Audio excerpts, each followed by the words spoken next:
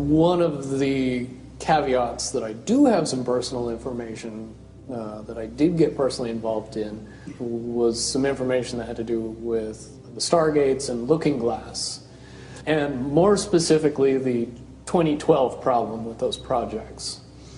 The popular opinion of what's out there right now is that the project was shut down because there was a problem when we approached 2012.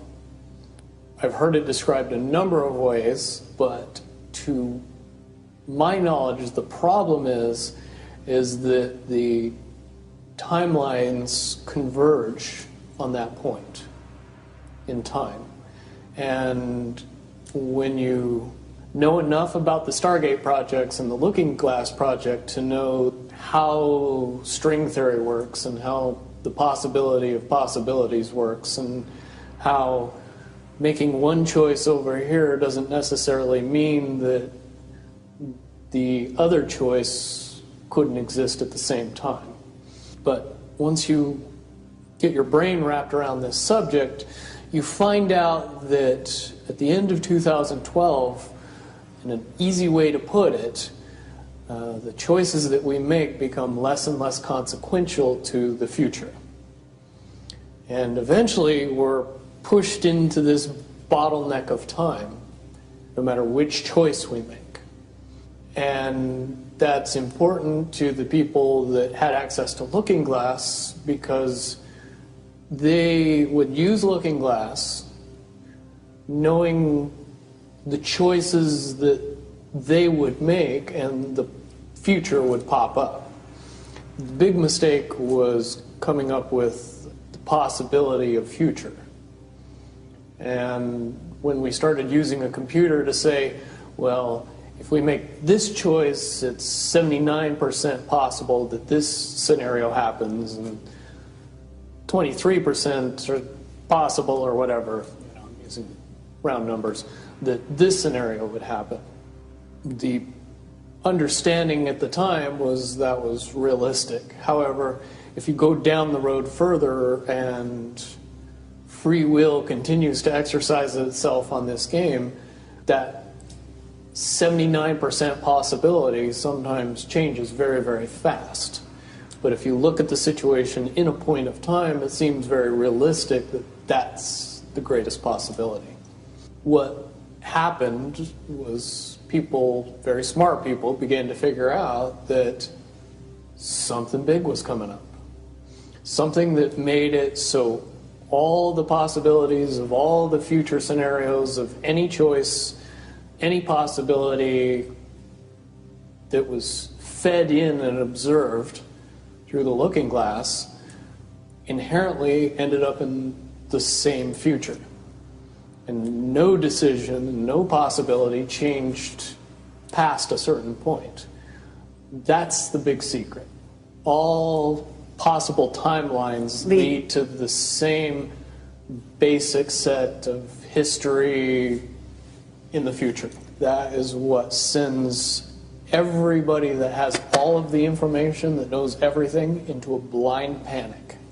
The people that know everything about LookinGlas, that have gotten all the reports and all the information, the elites of the world, probably figured out that that was the end of the game. And nothing could be manipulated beyond that point. When I was in the military, it would have been before '97 when I got in trouble.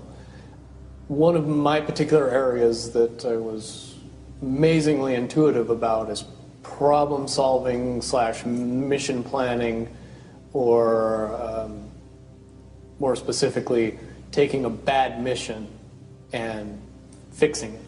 Certainly knowing how string theory and possible futures works makes it so you can work your mind very quickly to see the reality of what's happening and decide what decisions need to be made to change it for a particular outcome.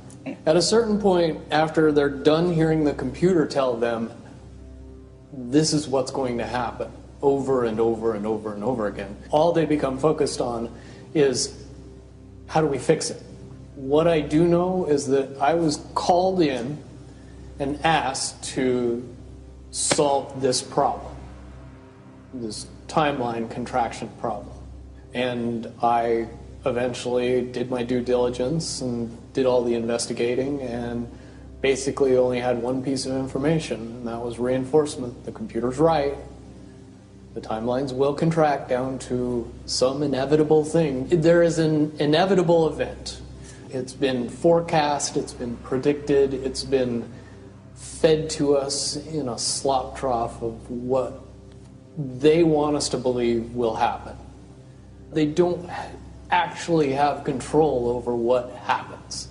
They only have control over the reaction, and it seems that no matter what they try to do to cause their desired reaction, it's going to have an opposite effect.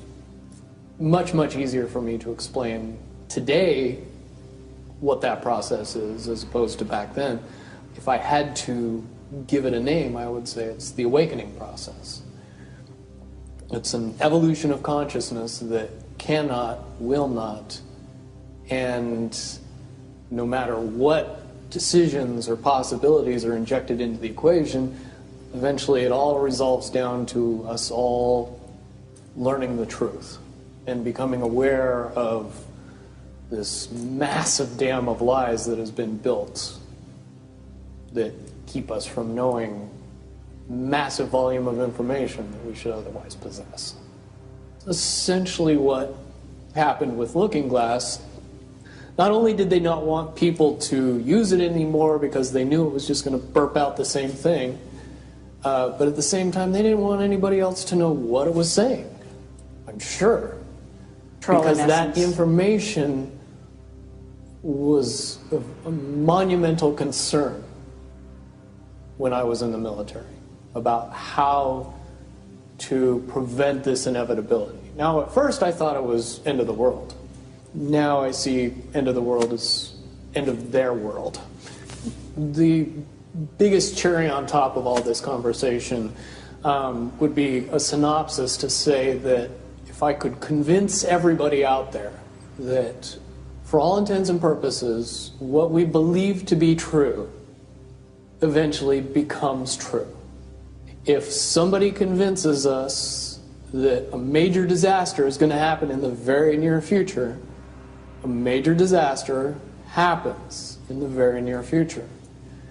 If we don't buy into that fear and accept that there's really nothing that we know is going to happen, and accept of whatever happens, that makes the convergence of the timelines happen as naturally as possible.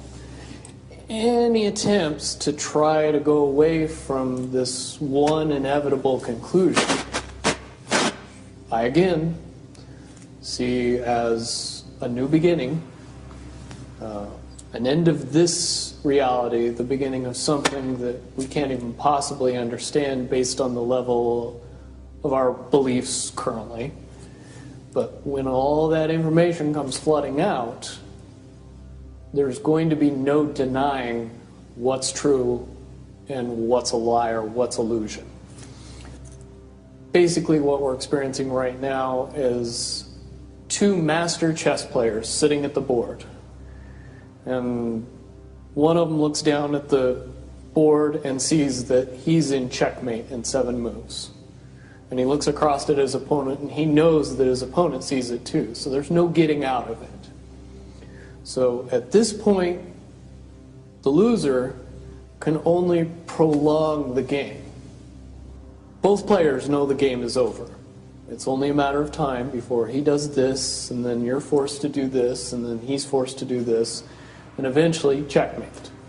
We, as a race, if we could understand that the game is over, that based on the rules of the game, the bad guys have already lost, the good guys have already won.